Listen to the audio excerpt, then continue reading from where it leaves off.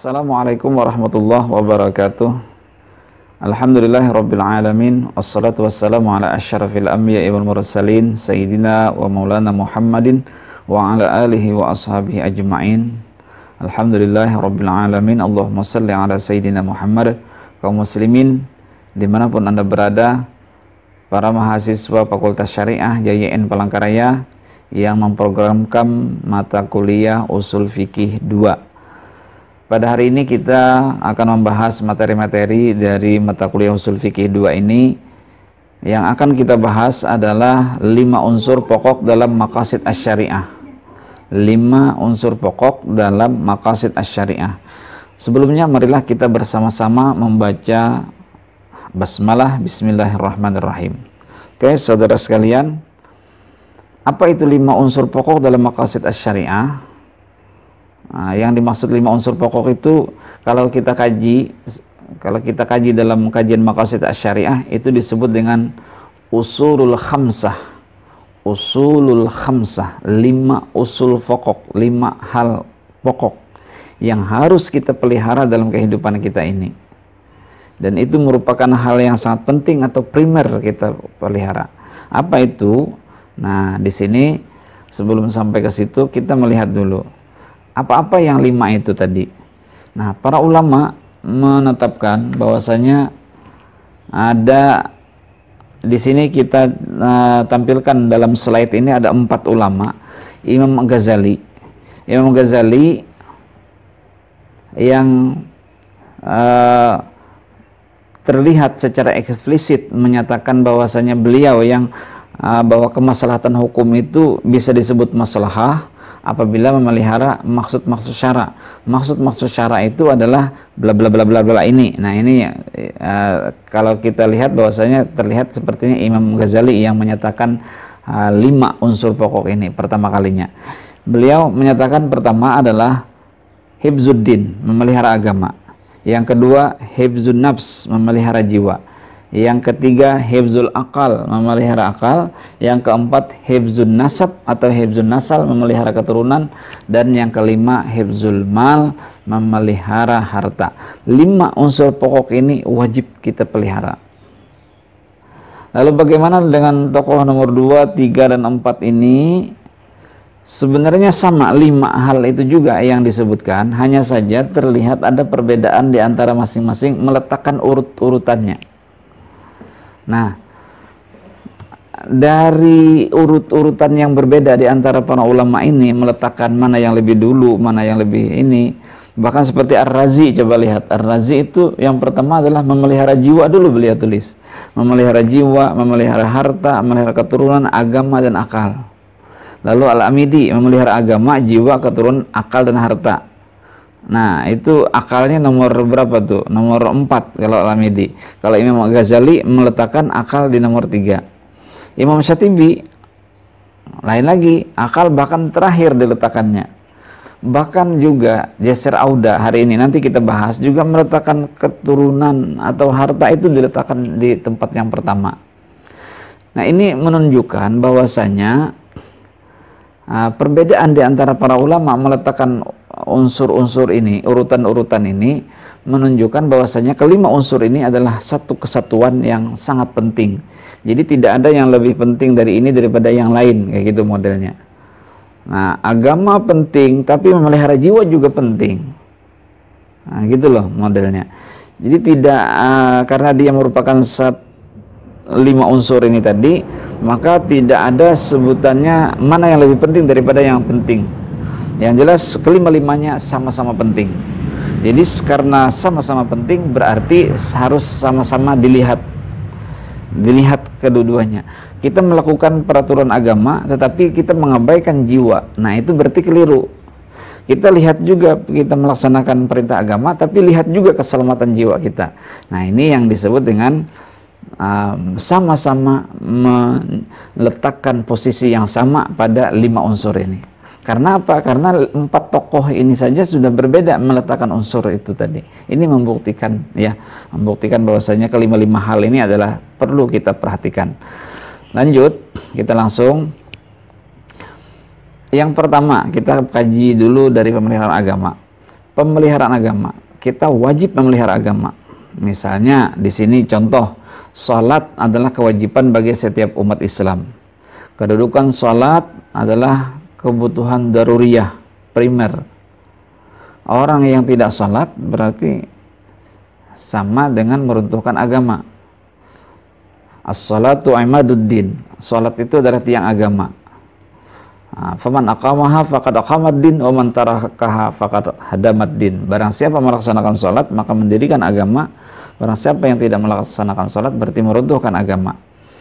Berarti kedudukan salat adalah kebutuhan primer bagi kebutuhan hidup kita.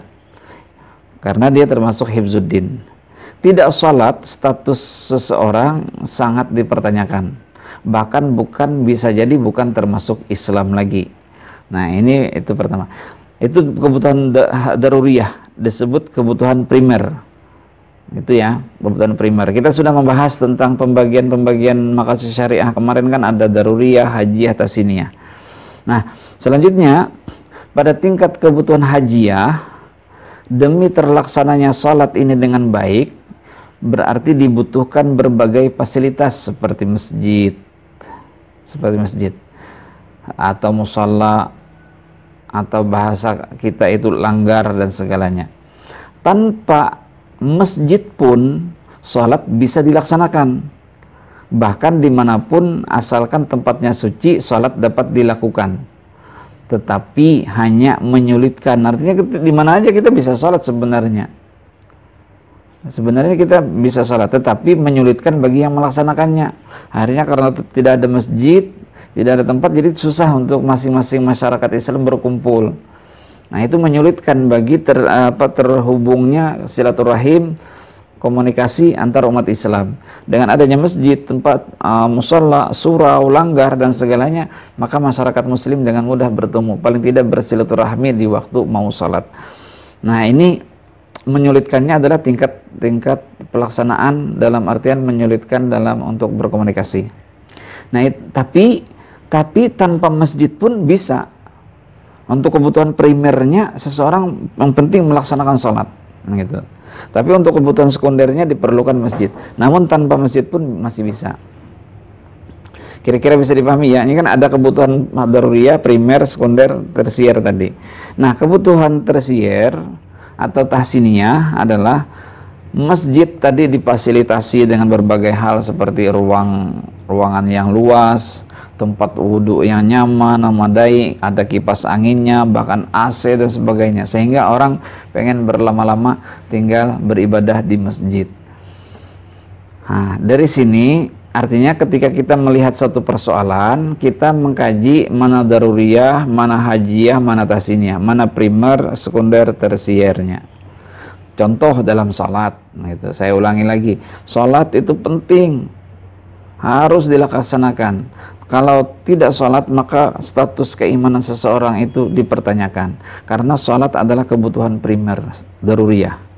Untuk hajiyahnya dalam pelaksanaan sholat diperlukan tempat, musalla, masjid dan segalanya. Tanpa ada masjid, sholat bisa masih di rumah, hanya saja menyulitkan. Artinya tidak sampai mengakibatkan cacatnya kehidupan seorang.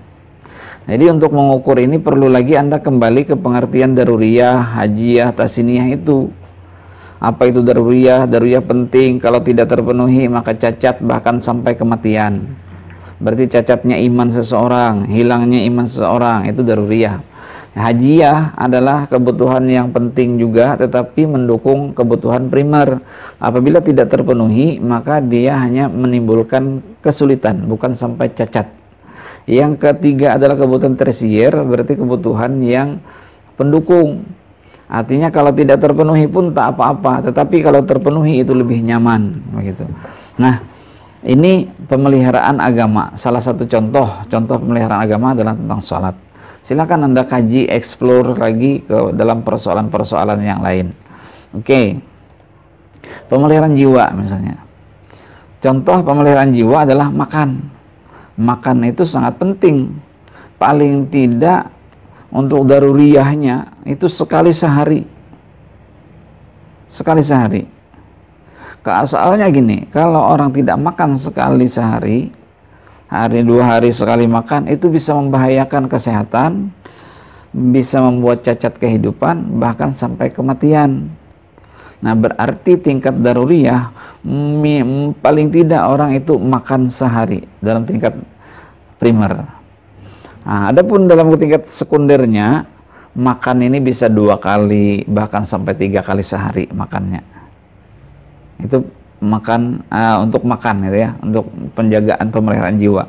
Di samping itu dibutuhkan pula peralatan masak dan kompor. Tanpa kompor, manusia bisa saja masak dengan cara yang lain. Hanya saja cukup menyulitkan. Kayak zaman kita dulu kan cari kayu bakar dan segalanya agak lambat. Kalau hari ini kan teng-teng begitu, langsung dihidupkan kompor, langsung nyala, langsung mudah. Tidak perlu ditiup dan segalanya. Tidak perlu nyari kayu dan segalanya. Macam-macam gitu. Nah, tapi yang penting kan bisa makan 2 kali sehari, 3 kali sehari, lalu digunakan kompor dan segalanya. Itu adalah terpenuhinya kebutuhan hajiyah sekunder. Ada tingkat-tingkat kebutuhan gitu maksudnya. Nah, baru pemenuhan kebutuhan tersiernya dalam bidang memasak, misalnya memasak menggunakan teknologi canggih, menu yang dimakan pun memenuhi 4-5 sempurna, 4 sehat 5 sempurna. Tadi kan makan paling tidak sekali sehari, itu sudah primer. Ya makan 2 kali, 3 kali, lauknya dengan seadanya, itu sudah memenuhi kebutuhan hajiyah, kebutuhan sekunder. Nah, kemudian dengan lauk pauk yang lengkap dan segalanya, itu sudah mulai terpenuhi kebutuhan tersier tahsiniyah. Nah, ini yang dimaksud dengan hibzun nafs. Mudah-mudahan bisa Anda pahami. Begitulah cara mengkaji suatu persoalan. Nah, ini menjaga jiwa. Menjaga jiwanya bagian bidang mana saja. Kayak gitu. Bidang mana saja yang disebut menjaga jiwa ini. Nah, itu perlu dianalisis dengan 3 hal ini tadi. Jadi tiap-tiap bidang memelihara agama berarti lihat daruriyahnya apa, hajiyahnya apa, tahsiniyahnya apa. Memelihara jiwa, daruriyahnya apa saja, dalam bidang apa saja ya. Lalu daruriyahnya apa saja, hajiyahnya apa saja, tahsiniyahnya apa saja. Nah, yang ketiga memelihara akal. Salah satu contoh tentang memelihara akal adalah wajib belajar untuk memperoleh ilmu pengetahuan. Wajib belajar, apakah sekolah atau kuliah dan segalanya. Belajar sendiri adalah wajib, memang wajibnya wajib kifai gitu ya. Dan kedudukan belajar menempati kebutuhan primer.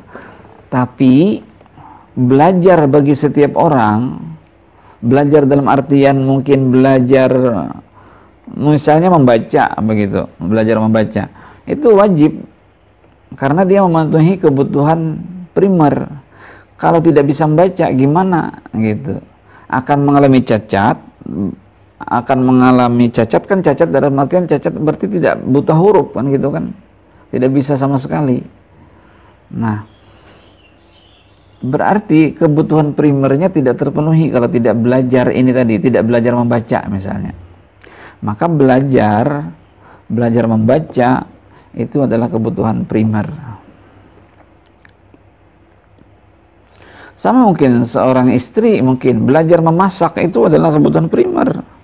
Karena apa? Karena kalau tidak bisa masak, bagaimana kehidupan rumah tangga berjalan? Maka menjadi cacatlah kehidupan rumah tangga tadi. Nah, beli, ya oke lah beli. Apakah setiap saat harus beli? Nah, gitu kan. Nah, kita kembali ke sini. Jadi belajar, paling tidak membaca itu masuk kebutuhan primer.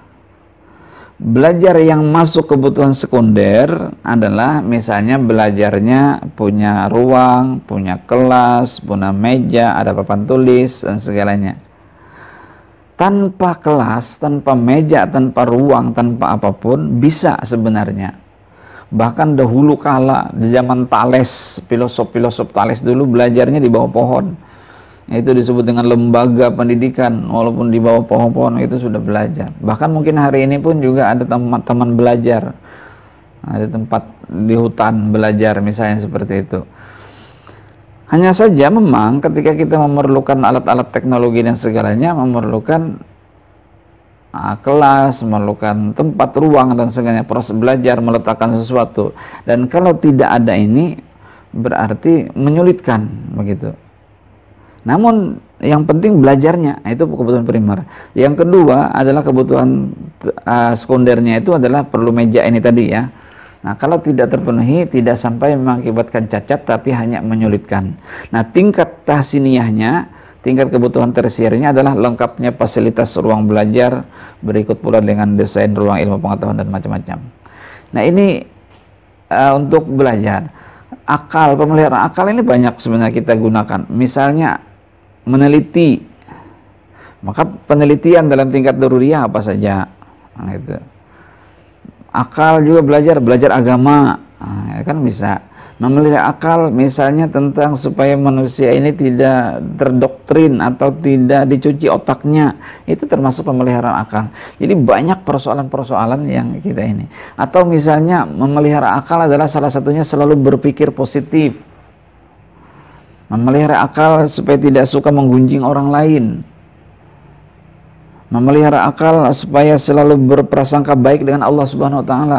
Itu termasuk memelihara akal. Banyak sekali contoh-contohnya yang Anda bisa lakukan. Lalu mana yang daruriyahnya, mana yang hajiahnya, mana tahsiniyahnya. Oke ya, kira-kira bisa dipahami. Yang keempat, memelihara keturunan. Memelihara keturunan itu wajib gitu. Nah, caranya dengan hubungan suami istri. Namun supaya halal maka wajib adanya akad nikah. Nah, akad nikah berarti sebagai kebutuhan daruriyah. Karena bagaimana keturunan ini bisa dijaga kalau hubungan badan ini dilakukan tanpa melalui akad nikah. Berarti akad nikah itu adalah syarat sebagai kehalalan hubungan, berarti dia menempati status daruriyah primer. Kalau tanpa akad nikah maka jatuh ke dalam hubungan disebut dengan hubungan di luar nikah atau zina. Nah, akad nikah sebagai kebutuhan daruriyah. Dan untuk memperkuat akad nikah ini serta untuk perlindungan diri pada masa selanjutnya, maka kebutuhan hajiahnya adalah akad nikah ini harus dicatat gitu. Kebutuhan daruriyahnya kan gini, tanpa dicatat pun yang penting halal. Yang penting terpenuhi rukun dan syarat sudah halal tanpa dicatat. Hubungan ini sudah diakui dalam agama, dalam hukum Islam tanpa dicatat. Namun akan mendapatkan kesulitan nantinya kalau tidak dicatat.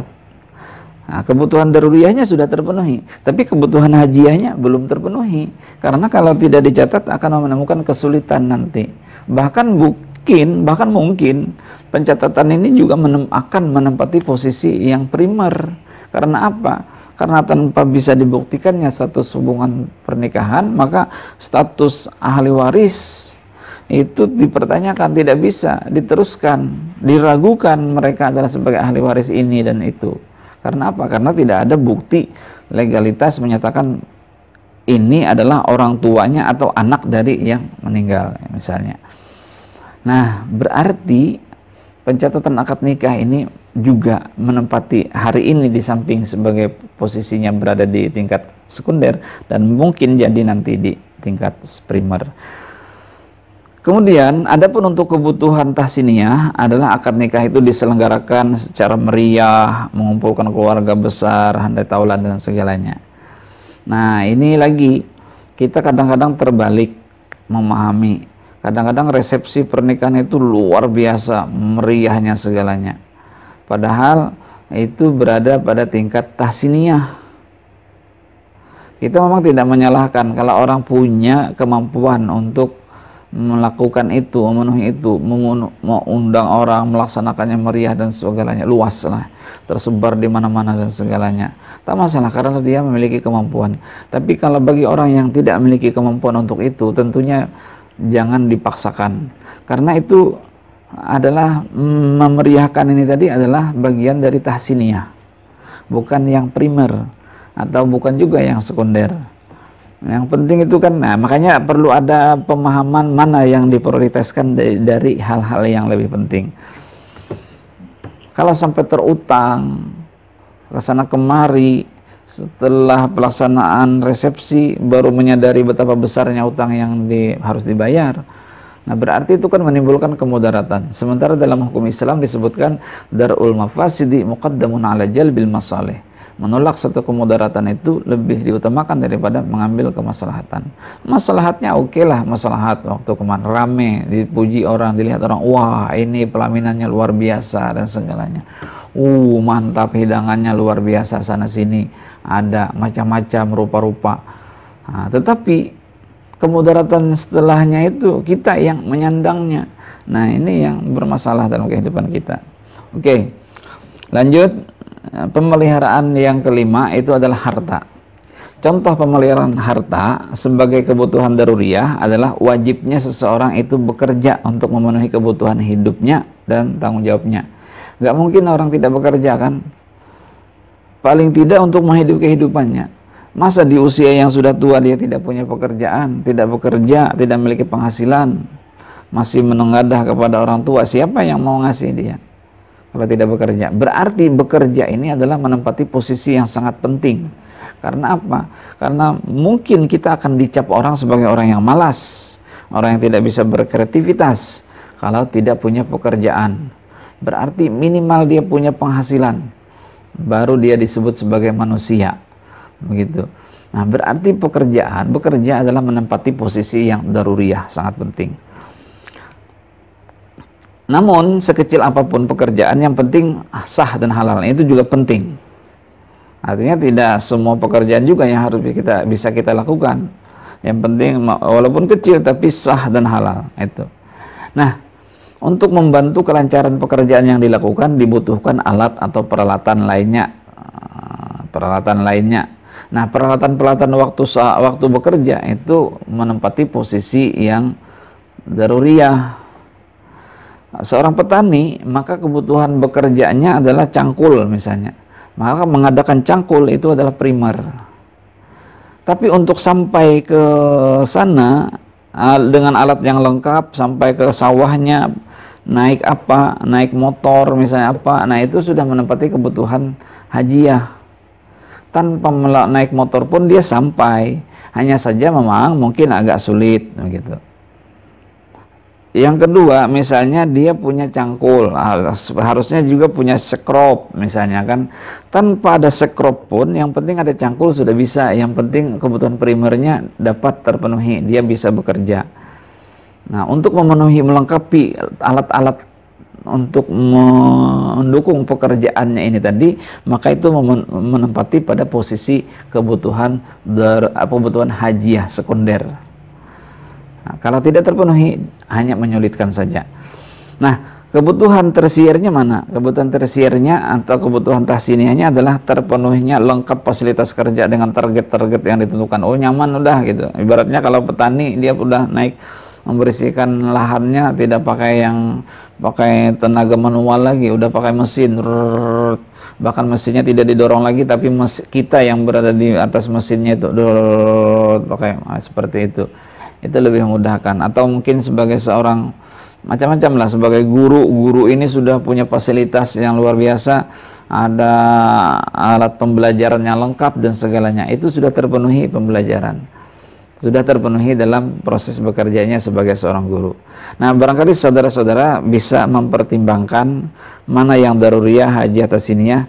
Yang penting 5 hal ini terjaga. Apapun dia, ya, dimanapun urutannya, sama-sama penting. Agama, jiwa, akal, keturunan, harta, sama-sama penting. Dari 5 ini masing-masing perlu dilihat mana primer, mana hajiyah, mana sekunder, mana tersiernya. Kira-kira bisa dipahami ya?